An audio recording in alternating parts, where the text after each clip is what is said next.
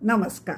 सरकार नीतीचा कसा समाजावर प्रभाव पडतो त्याच्याबद्दलचा माझा हा दुसरा प्रकार.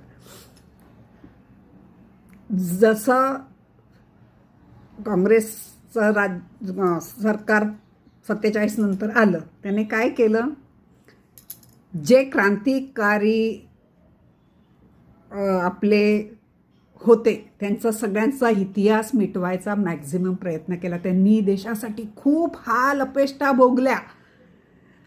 त्यांचं नाव म्हणजे नेताजी सुभाषचंद्र बोस असू दे, वीर सावरकर असू दे, असे अनेको लाखो लोकांनी आपल्या देशासाठी खूप काही केलं. अगदी गोपाळ पाठापर्यंत आत्ता हे गेले, पण त्यांचं नाव इतिहासात येऊ पण दिलं नाही.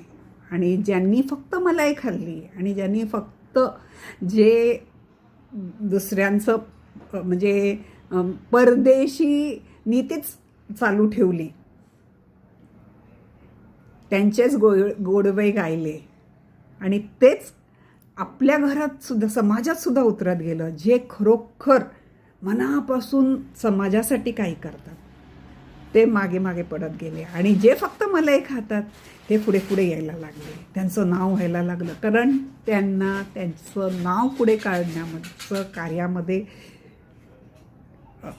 म्हणजे त्याच्यामध्ये ते हुशार.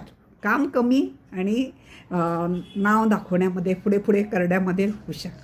जे सरकारची जी नीती होती, कार्य कमी आणि फक्त स्वतःचा खोटा इतिहास उगाळून समाजामध्ये दाखवायचा आणि दुसऱ्यांचं केलेल्या क्रांतिकारकांना नालायक ठरवत त्यांचा इतिहास पुसून टाकायचं काम जे सरकारच्या नीतीमध्ये होतं, ते समाजामध्ये हळूहळू उतरत गेलं.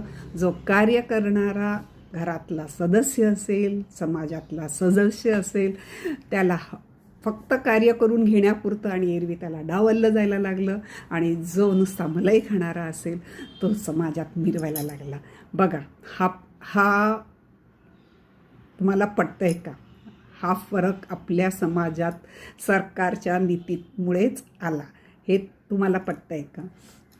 धन्यवाद, तुम्ही माझं ऐकताय त्याबद्दल.